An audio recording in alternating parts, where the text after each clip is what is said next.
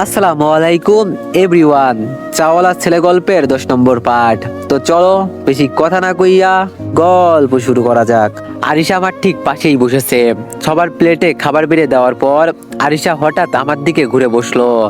বাবা মায়ের সামনে নিঃসংকোচে বলে উঠলো, আমি তোমাকে খাইয়ে দিই। আমি যেন আকাশ থেকে পড়লাম। আঙ্কেল আর আন্টির সামনে বসা, তাদের সামনে এমন কথা। আমি থমথম খেয়ে বললাম, আরিশা কি করছো?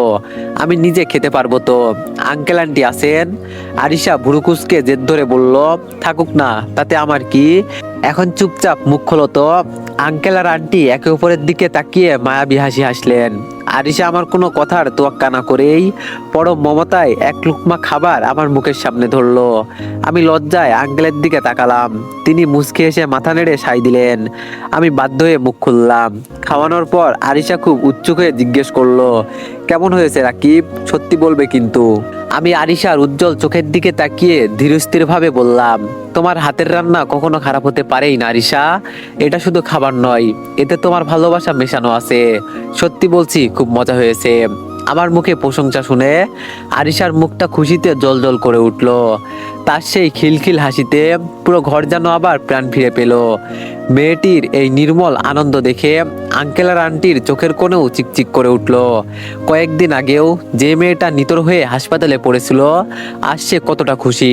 সন্তানের এমন খুশি দেখতে পাওয়াটাই যেন বাবা মায়ের জীবনের শ্রেষ্ঠ প্রাপ্তি। তারা দুজনেই লুকিয়ে তাদের চোখের পানি মুছে নিলেন।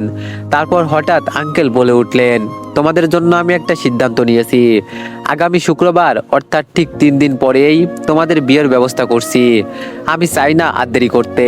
কথাটা শোনা মাত্রই আরিশা একদম পাথর হয়ে গেল। আমার মুখের লোকমাটা যেন গলায় আটকে গেল। ও বড় বড় চোখ করে একবার আঙ্কেলের দিকে তাকালো। তারপর হঠাৎ আমার দিকে তাকিয়েই লজ্জায় মাথাটা একদম নিচু করে ফেললো। ওর ফর্সা গাল দুটো মুহূর্তের মধ্যে আপেলের মতো টকটকে লাল হয়ে উঠলো, কিন্তু কোনো কথা বলতে পারছে না। শুধু প্লেটের দিকে তাকিয়ে মুচকি হাসছে। আমি খাওয়া শেষ করে লজ্জায় কোনো রকম নিজের রুমে চলে আসলাম। বুকের ভেতর এখনো ধড়ফড় করতেছে। বিয়ের কথা ভাবতেই কেমন যেন একটা অদ্ভুত অনুভূতি হচ্ছে। রুমে এসে সবেমাত্র বিছানায় বসেছি, ঠিক তখনই দরজার আড়ালে একটা ছায়া দেখা গেল। আরিশা। আরিশা চুপি চুপি রুমে ঢুকে দরজা আলতো করে লাগিয়ে দিল। আমি অবাক হয়ে বললাম, আরিশা তুমি এখানে? যাও ঘুমাতে যাও। আরিশা আমার কোনো কথা না শুনেই ধীর পায়ে আমার সামনে এসে দাঁড়ালো। ওর চোখে এক দুষ্টুমি দেখতে পারছি। ও নিচু গলায় বলল, তা তো যাবই, কিন্তু আমার রাতের মিষ্টিটা তুমি কি ভুলে গেলে নাকি? আমি হেসে ওর হাতটা ধরলাম। তারপর একটু ওর কাছে গিয়েই বললাম, প্রতিদিন কি আর মিষ্টি দেওয়া যায়? দাঁতে পোকা ধরবে তো। এখন যাও, আমি অনেক ক্লান্ত, আমাকে একটু ঘুমাতে দাও। এই বলে আমি হাসি মুখে ওর হাতটা ধরে মজা করে ঠেলতে ঠেলতে দরজার দিকে নিয়ে গেলাম। আরিশা বারবার বাধা দিচ্ছিল, কিন্তু আমি কোনো কথা না শুনে ওকে রুমের বাইরে বের করে দিলাম। দরজার ওপাশ থেকে আরিশা একটু ঝুঁকে মাথাটা ভিতরে ঢুকিয়ে চোখের ইশারায় শাসিয়ে বলল, ঠিক আছে, আজ তাড়িয়ে দিচ্ছ তো দিয়ে নাও, তবে মনে রেখো বাসর ঘর কিন্তু তোমার কোনো ছাড় নেই। সেই দিন সব হিসেব শুধু আসলে বুঝে নিব। বলেই ও একটা লজ্জামাখা হাসি দিয়ে নিজের রুমের দিকে এক দৌড় দিল। আমি দরজায় হেলান দিয়ে ওর যাওয়ার দিকে তাকিয়ে একা একাই হাসতে লাগলাম। দেখতে দেখতে সেই কাঙ্ক্ষিত দিনটি চলে এলো। 3 দিন কিভাবে যে চোখের পলকে কেটে গেল। পুরো বাড়িটা আলোকসজ্জায় ঝলমল করছে। আত্মীয় স্বজনের বাড়ি গম গম করছে। আঙ্কেল নিজের সামর্থ্য মতো আয়োজন করেছেন। আঙ্কেল আর আন্টির পছন্দে আমাদের বিয়েটা ধুমধাম করে সম্পূর্ণ হলো। অনেক্স হচ্ছে সবচেয়ে বিশ্বস্ত বুকমেকার, যা পিএইচডি এবং সিরিয়া অ্যাপের অফিসিয়াল পার্টনার। আর আপনারা তো জানেন ইন্ডিয়ান প্রিমিয়ার লিগ শুরু হয়ে গিয়েছে। এটি হতে পারে সবচেয়ে বড় সুযোগ আপনার প্রিয় দলকে সমর্থন করার। এই অ্যাপসে আপনি cricket, football, tennis live match দেখতে এবং তাদের স্কোর ভবিষ্যৎবাণী করে সহজেই অর্থ উপার্জন করতে পারবেন। সেই সাথে বিএমডব্লিউ গাড়ি, আইফোন, ল্যাপটপ এবং আরও অনেক নগদ পুরস্কার জেতারও সুযোগ রয়েছে। এই অ্যাপটিতে আপনি crash crystal, under and over 21 ইত্যাদি গেম খেলে সহজেই আয় করতে পারবেন। আপনি বিকাশ, নগদ, রকেট, ব্যাংক, ক্রিপ্টো, পেপাল এবং অন্যান্য সহজ পদ্ধতির মাধ্যমে সহজেই আপনার জেতা টাকা তুলতে পারবেন। এখানে আপনি 24 ঘন্টা 7 দিন গ্রাহক সহায়তা পাবেন। তাই এখনই গুগলে অনেক সার্চ করে প্রথম ওয়েবসাইটে গিয়ে রেজিস্ট্রেশন করুন। আর হ্যাঁ, রেজিস্ট্রেশনের সময় আমার প্রোমো কোড VOTO7 ব্যবহার করে প্রথমবার ডিপোজিটে 20,000 টাকা পর্যন্ত পান। আমি এখন আনুষ্ঠানিকভাবে আরিশার স্বামী। রাত তখন প্রায় 12টা। আরিশার রুমটাতে আজ অপরূপ সাজে সাজানো হয়েছে। রজনীগন্ধা আর গোলাপের গন্ধে পুরো ঘর মোমো করছে। আরিশাকে লাল শাড়ি পরিয়ে কপালে টিকলি আর ভারী গহনায় বউ সাজিয়ে বাসর ঘরে বসিয়ে রাখা হয়েছে। এখন আমার ভিতরে ঢোকার পালা, কিন্তু আমার বুকটা এখনো এমন ভাবে ধুকপুক করছে যেন কোনো যুদ্ধের ময়দানে নামতে যাচ্ছি। হাতের তালু ঘেমে ভিজে গেছে। আমি করিডোরে দাঁড়িয়ে কয়েকবার লম্বা লম্বা শ্বাস নিলাম। নিজের ভিতরে 3 কেজি সাহস জোগাড় করে আমি কাঁপা কাঁপা হাতে দরজার হ্যান্ডেল ধরলাম। তারপর খুব ধীরে ধীরে দরজা ঠেলে ভিতরে প্রবেশ করলাম। ফুলের তীব্র সুবাসে আমার হৃৎপিণ্ডের ধুকপুকানি যেন আরো বেড়ে গেল। দরজার সামনে দাঁড়িয়ে কয়েক সেকেন্ড নিজেকে সামলে নিয়ে আমি সামনে তাকালাম। বিছানার ঠিক মাঝখানে আরিশা বসে আছে। ওর পরনে টকটকে লাল রঙের শাড়ি আর সোনালী কাঁচগুলো মৃদু আলোয় ঝিকমিক করছে। মাথায় ওড়নার ঘোমটাটা একটু টেনে দেওয়া, কিন্তু তাতে ওর রূপের ছটা লুকানো যাচ্ছে না। ভারী গহনা, কপালে ছোট্ট একটা লাল টিপ আর দুহাত ভর্তি চুড়ি, সব মিলিয়ে আরিশাকে পরি বললেও যেন কম হবে। আমি ধীর পায়ে ওর দিকে এগিয়ে গেলাম। আমার পায়ের শব্দ পেয়ে আরিশা একটু নড়ে চড়ে বসলো। আমি খাটের পাশে গিয়ে দাঁড়াতেই ও ঘোমটাটা হঠাৎ ছড়িয়ে আমার দিকে চোখ তুলে তাকালো। ওর ওই কাজল মাখা চোখের মায়াবী চাহনি আর ঠোঁটে লেগে থাকা লাজুক হাসিটা দেখে আমার বুকের ভেতরটা যেন মুহূর্তেই কুপকাত হয়ে গেল। আমি ওর পাশে বসতে যাব, ঠিক তখনই আরিশা বিছানা থেকে নেমে আমার পায়ে হাত দিয়ে সালাম করলো। আমি হকচকিয়ে গিয়ে বললাম, আরে আরিশা, এ কি করছো? ওঠো, সালাম করতে হবে না। আরিশা উঠে দাঁড়িয়ে বলল, কেন করব না? এখন তো তুমি আমার স্বামী, সম্মান তো করতেই হবে। তবে শুধু সম্মান করলেই তো চলবে না, এবার আমার পাওনাটা বুঝিয়ে দাও। আমি হেসে দিয়ে বললাম, পাওনা? কিসের পাওনা? আরিশা ভুরু কুঁচকিয়ে বলল, ঢং করো না তো, বিয়ের পর প্রথম সালাম করলাম, এখন সালামি দাও। আমি জানতাম ও এমন কিছু করবে, তাই আমি বললাম, কি চাও বলো।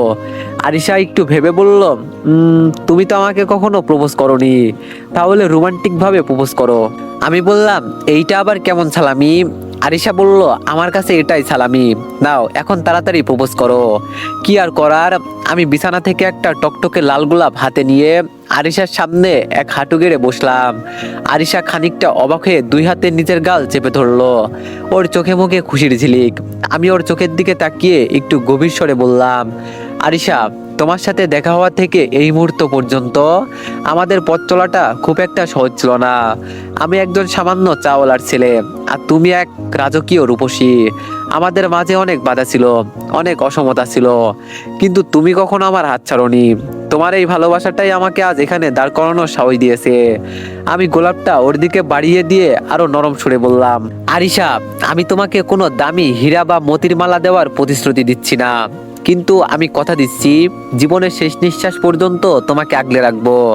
আমার এই ছোট্ট বুকের বাম পাশে যে হৃৎপিণ্ডটা স্পন্দিত হয়, সেখানে আজ থেকে শুধু তোমারই রাজত্ব। এই যে লাল গোলাপটা দেখছো, এর পাপড়িগুলো ঝরে যেতে পারে, কিন্তু আমার ভালোবাসা কোনোদিন ম্লান হবে না। আরিশা, আমার জীবন সঙ্গিনী হয়ে সারাটা জীবন এভাবে আমার পাশে থাকবে তো? আমার কথাগুলো শেষ হতে না হতেই আরিশার চোখে আনন্দের জল টলমল করে উঠলো। ও এক মুহূর্ত দেরি না করে আমার হাত থেকে গোলাপটা নিল এবং আমাকে টেনে তুলে শক্ত করে জড়িয়ে ধরলো। ওর কান্নারত হাসিমাখা মুখটা আমার কাঁধে লুকিয়ে ফিসফিস করে বলল, বোকা ছেলে, আমি তো অনেক আগে থেকেই তোমারই ছিলাম। আজ থেকে আমি তোমার ঘর, আর তুমি আমার পৃথিবী। কথা দাও, কোনোদিন আমাকে ছেড়ে দূরে যাবে না। আমি ওর পিঠে হাত রেখে ওকে আরো নিবিড়ভাবে নিজের সাথে মিশিয়ে নিলাম। কিছুক্ষণ পর আমি আর আরিশা খাটে বসে পড়লাম। তারপর আরিশা আমার হাতে হাত রেখে বলল, জানো রাকিব, এই দিনটার জন্য আমি কত অপেক্ষা করেছি। মাঝে মাঝে মনে হতো আমি বোধহয় তোমাকে আর কোনোদিন পাবো না। সেই হাসপাতালের রাতগুলোর কথা মনে পড়লে এখন আমার বুক কাঁপে। আমি ওর কাঁধে হাত রেখে ওরে নিজের বুকের সাথে মিশিয়ে নিলাম। ওর কপালে একটা আলতো চুমু খেয়ে বললাম, সব অতীত ভুলে যাও আরিশা, এখন থেকে আমি তোমার আর তুমি শুধুই আমার, আর কেউ আমাদের আলাদা করতে পারবে না। আরিশা আমার বুকের বোতাম নিয়ে নাড়াচাড়া করতে করতে হঠাৎ মুখ তুলে তাকালো। ওর চোখে একটা অদ্ভুত আবদার। ও একটু দুষ্টুমি করে ফিসফিস করে বলল, আমি তোমার কাছে আরেকটা জিনিস চাই। আমি বললাম, বলো কি চাও? আরিশা বলল, একটা পিচ্চি রাকিব। বলেই আরিশা আমার বুকে মুখ লুকালো। তারপর আমি বললাম, মানে? আরিশা বলল, ধুর, তুমি কিছু বোঝো না, আমাদের একটা ছোট্ট বাবুর কথা বলছি, একদম তোমার মতো একটা পুতুল। আমি ওর কথা শুনে একটু অপ্রস্তুত হয়ে হাসলাম। ওর চিবুকটা উঠিয়ে ধরে বললাম, এখনই বেবি।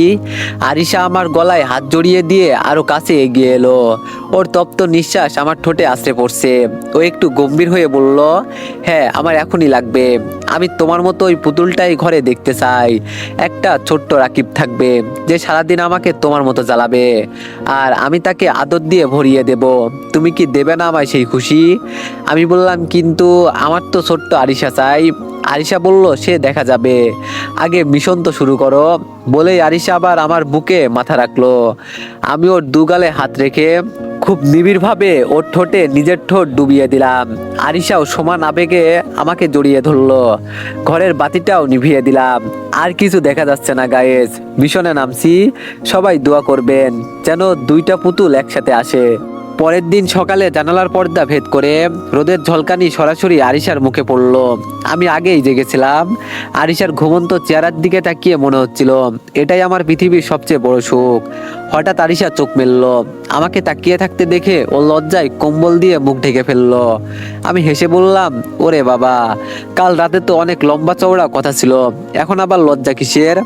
আরিশা বলল, উফ রাকিব, চুপ করো তো, কালকের কথা কাল ছিল, এখন সকালবেলা কেন এসব মনে করিয়ে দিচ্ছ? আমি ওর কাঁধ থেকে কম্বলটা সরিয়ে দিয়ে ওর কানের কাছে মুখ নিয়ে বললাম, আমি কেন মনে করাবো না? কাল তো মিশন সফল করার জন্য বেশ তাড়া দিচ্ছিলে, এখন দেখছি লজ্জাবতী হয়ে গেছো। আরিশা ঝটপট আমার বুকে মুখ লুকিয়ে ফেললো। ওর উষ্ণ নিঃশ্বাসে আমার গায়ের লোম শিউরে দিচ্ছে। ও আদুরে গলায় বলল, তুমি না খুব পচা হয়ে গেছো, যাও এখন, অনেক বেলা হয়েছে, তাড়াতাড়ি গোসল করে নাও। আমি ওর কোমর জড়িয়ে ধরে আরো কাছে টেনে নিলাম। দুষ্টুমি ভরা গলায় বললাম, এত সহজে যাওয়া হচ্ছে না, আমার কোনো তাড়া নেই, আরো কিছুক্ষণ এই মায়াবী সকালটা উপভোগ করি না হয়? আরিশা এবার আমাকে দুই হাতে ধাক্কা দিয়ে বিছানা থেকে নামানোর চেষ্টা করতে করতে বলল, একদম না, তোমার দুষ্টামি আমি খুব ভালো করেই চিনি। এখনই ওয়াশরুমে যাও বলছি, না হলে আমি কিন্তু রাগ করব। আমি হাসতে হাসতে বললাম, একা একা গোসল করতে ভালো লাগছে না আরিশা, চলো না দুজনে একসাথে যাই, একটু পানি নিয়ে খুনসুটি করা যাবে। আরিশা চোখ বড় বড় করে তাকিয়ে একটা বালিশ ছুঁড়ে মারলো আমার দিকে, তারপর বলল, আবার নির্লজ্জ ছেলে একটা, যাও এখান থেকে। আমি হাসতে হাসতে ওয়াশরুমে ঢুকে দরজাটা টেনে দিলাম। ভিতর থেকে চেঁচিয়ে বললাম, দরজাটা কিন্তু লক করে দিলাম, পরে আফসোস করো না যেন। ওপাশ থেকে আরিশার হাসির শব্দে বলে উঠলো। আবার খানিকক্ষণ পর গোসল ছেড়ে আমি তোয়ালে দিয়ে চুল মুছতে মুছতে বের হয়ে এলাম। দেখি আরিশা আলমারি থেকে একটা নীল রঙের জামদানি শাড়ি বের করে বিছানায় রেখেছে। তারপর আরিশা গোসল ছেড়ে ওয়াশরুম থেকে বের হলো। আমাকে দেখে বলল, যাও এবার রুম থেকে একটু বাইরে যাও, আমি শাড়িটা পরে নিই। আমি ড্রেসিং টেবিলের সামনে দাঁড়িয়ে চুল ঠিক করতে করতে আয়নার ওর প্রতিচ্ছবি দেখলাম। বাঁকা হেসে বললাম, বাইরে যাব কেন? আরিশা হালকা রাগি চোখে বলল, আরে শাড়ি পরতে অনেক সময় লাগে, আর তুমি তাকিয়ে থাকবে আমি জানি, তুমি থাকলে আমি কুচি ঠিকভাবে করতে পারবো না, প্লিজ যাও না। আমি ওর সামনে গিয়ে দাঁড়ালাম। তারপর খুব শান্ত গলায় বললাম, আরিশা শাড়িটা দাও, আজ আমি তোমাকে শাড়ি পরিয়ে দিব। আরিশা অবাক হয়ে আমার দিকে তাকালো, তারপর বলল, কি তুমি তুমি শাড়ি পরাতে জানো? আমি মুচকে এসে উঠলাম, ওর চিবুকটা ধরে বললাম, হ্যাঁ পারি, ট্রাই করেই দেখি না। আরিশা কিছুটা দ্বিধা নিয়ে শাড়িটা আমার হাতে দিল। আমি খুব সাবধানে ওর কোমরের চারপাশ দিয়ে শাড়িটা পেঁচাতে শুরু করলাম। আমার হাতের আঙ্গুল যখন ওর পেটের নরম চামড়ায় স্পর্শ করছিল, আরিশা বারবার কেঁপে উঠছিল, ওর নিঃশ্বাস ভারী হয়ে আসছিল। আমি খুব যত্ন করে কুচিগুলো ধরলাম, একটা একটা করে ভাঁজ করে ওর নাভির নিচে গুজে দিলাম। গুজে দেওয়ার সময় আমাদের দুজনের দৃষ্টি স্থির হয়ে গেল। আরিশার কাজল কালো চোখ দুটো যেন নেশা ধরাচ্ছে। শাড়ির আঁচলটা ওর কাঁধের উপর তুলে দিয়ে আমি ওর ঘাড়ে আলতো করে স্পর্শ করলাম। আরিশার সারা শরীরে যেন বিদ্যুৎ খেলে গেল। ও অবশেষে চোখ বন্ধ করে ফেললো। আমি ওর কানের কাছে মুখ নিয়ে ফিসফিস করে বললাম, কেমন হলো আমার লজ্জাপতি? এবার দেখো তো আয়নায়। আরিশা আয়নার দিকে না তাকিয়ে হঠাৎ করে ঘুরে দাঁড়িয়ে আমার গলা জড়িয়ে ধরলো। ওর মুখটা আমার খুব কাছে। ও আবেগী স্বরে বলল, তুমি এতটা নিখুঁতভাবে শাড়ি পরিয়েছো, তোমাকে তো এর উপহার দেওয়াই উচিত। আমি বললাম, কি উপহার দাও? কথাটা শেষ করার সময়ও দিল না। টপ করে আমার গালে আর ঠোঁটে একটা ছোট চুমু খেয়ে আমাকে শক্ত করে জড়িয়ে ধরলো। আমি অনুভব করতে পারছিলাম ওর হৃৎপিণ্ডের দ্রুত স্পন্দন। হঠাৎ দরজায় টোকা পড়লো। ওপাশ থেকে আরিশার আম্মুর কণ্ঠস্বর শোনা গেল। আম্মু বলল, আরিশা মা, তোরা কি উঠেছিস? অনেক বেলা হয়েছে তো, আয় নিচে আয়, আমরা ডাইনিং টেবিলে অপেক্ষা করছি। আরিশা ঝটপট আমার কাছ থেকে সরে গিয়ে শাড়িটা ঠিকঠাক করে নিল। ওর গালের লালাভাটা তখন স্পষ্ট। ও দরজার দিকে তাকিয়ে উত্তর দিল। আরিশা বলল, হ্যাঁ আম্মু, এই তো আসছি, তোমরা বসো, আমরা 5 মিনিটের মধ্যেই আসছি। বাইরে পায়ের শব্দ মিলিয়ে যেতেই আমি আরিশার হাতটা টেনে ধরলাম। ও ভুরু কুঁচকে তাকিয়ে বলল, ছাড়ো তো, আম্মু ডাকছে, দেখলে না? এখন নিচে না গেলে সবাই কি ভাববে? আমি হাসতে হাসতে বললাম, ভাববে যে নতুন দম্পতি একটু ব্যস্ত আছে, এটা তো স্বাভাবিক, তাই না? আরিশা আমাকে একটা ভেঙচি কেটে আয়নার সামনে দাঁড়িয়ে শেষবার নিজেকে দেখে নিল। নীল শাড়িতে ওকে আজ অপার্থিব সুন্দর লাগছে। আমি ওর পিছনে গিয়ে দাঁড়ালাম। ও আয়না দিয়েই আমার দিকে তাকিয়ে বলল, চলো এবার লক্ষ্মী ছেলের মতো নিচে যাই। আমরা নিচে আসতেই দেখলাম আরিশার বাবা আর মা হাসি মুখে বসে আছেন। আমাদের দুজনকে একসাথে দেখে আরিশার বাবার চোখে এক অদ্ভুত তৃপ্তি ফুটে উঠলো। আঙ্কেল বলল, মা আরিশা, তোকে আজ অনেকদিন পর এত খুশি দেখাচ্ছে। আন্টি বলল, তোমরা দুজন বসো তো। আরিশা, তুই আজ শাড়িটা খুব সুন্দর করে পরেছিস। খাওয়া দাওয়া শেষ করে আমরা রুমে ফিরে এলাম। আরিশা বেলকনিতে দাঁড়িয়ে বাইরের আকাশ দেখছিল। আমি পিছনে গিয়ে ওর চুলে মুখ ডুবালাম। আরিশা বলল, আবার শুরু হলো? এই তো মাত্র নিচে খেয়ে আসলে, এখন কি আবার কিছু লাগবে? আমি ওর নাকটা টেনে দিয়ে বললাম, পেট তো ভরেছে, কিন্তু মন তো ভরেনি আরিশা। এই যে শাড়ি পরিয়ে দিলাম, এর বিনিময়ে তো শুধু একটা চুমু দিলে, পাওনাটা কি একটু কম হয়ে গেল না? আরিশা বলল, ও মা, তাই নাকি? তো জনাবের আর কি লাগবে শুনি? আমি বললাম, আমার লাগবে এই সারাটা দুপুর তোমার কোলে মাথা রেখে কাটানো, পারবে? আরিশা মুচকে এসে আমাকে বিছানার দিকে টেনে নিয়ে গেল। ও নিজে হেলান দিয়ে বসলো আর আমি ওর কোলে মাথা রাখলাম। ও বিলি কাটতে কাটতে ফিসফিস করে বলল, তুমি জানো রাকিব, তোমাকে যেই দিন কলেজে প্রথম দেখেছিলাম সেই দিন ভাবিনি তুমি আমার জীবনের এত বড় একটা অংশ হয়ে যাবে। আমি ওর হাতের তালুতে একটা চুমু খেয়ে বললাম, আমিও ভাবিনি একটা চাওয়ালা ছেলেকে তুমি এভাবে আপন করে নিবে। আরিশা বলল, একদম ওইসব কথা বলবে না, তুমি আমার কাছে অনেক স্পেশাল। টাকা দিয়ে কোনো কিছুর বিচার হয় না। এই যে যত্ন করে শাড়ি পরিয়ে দিলে, এটা আমার কাছে কোনো রাজপুত্রের চেয়েও কম কিছু না। আমি ওর হাতটা নিজের বুকের উপর চেপে ধরলাম। ঘরের ভিতরে একটা মায়াবী নীরবতা কাজ করছে, যেখানে শুধু আমাদের দুজনের নিঃশ্বাসের শব্দ আর গভীর ভালোবাসা মিশে আছে। আরিশার ভালোবাসা, আমাদের পড়াশোনা আর আঙ্কেল আন্টির যত্নের মধ্য দিয়ে আমাদের জীবন থেকে 1 বছর কেটে গেল। 1 বছর পর এখন আমরা দুজনেই অনার্স 2য় বর্ষের স্টুডেন্ট। আরিশার জেদ আর আমার পরিশ্রমের কারণে প্রথম বর্ষের রেজাল্ট খুব ভালো হয়েছে, যা দেখে আঙ্কেল আন্টি প্রচন্ড খুশি। ভার্সিটির ক্যাম্পাসে আমাদের দুটিটা এখন সবার প্রিয়, সবাই আমাদের অনেক ভালোবাসে। গরমকাল চলে আসলো। একদিন ক্লাসরুমে প্রচন্ড গরম। সকাল থেকে আরিশার মুখটা একটু ফ্যাকাশে লাগছে। আমি ওকে বারবার বলছি বাসায় চলে যেতে, কিন্তু ও জেদ ধরে আমার পাশেই বসে আছে। হঠাৎ ক্লাস চলাকালীন আরিশা আমার হাতটা শক্ত করে চেপে ধরলো। আমি ওর দিকে তাকাতেই দেখি ওর চোখ মুখ কুঁচকে গেছে। কিছু বুঝে ওঠার আগেই আরিশা বেঞ্চের উপর মাথা ঘুরে পড়ে যায়। আমার কলিজা যেন মুহূর্তেই থমকে দাঁড়ায়। আমি এক ঝটকায় আরিশাকে ঝাপটে ধরি, ওর মাথায় পানি ছিটিয়ে পাগলের মতো ডাকতে শুরু করলাম, আরিশা, আরিশা, চোখ খোলো, কি হয়েছে তোমার? প্লিজ তাকাও আমার দিকে।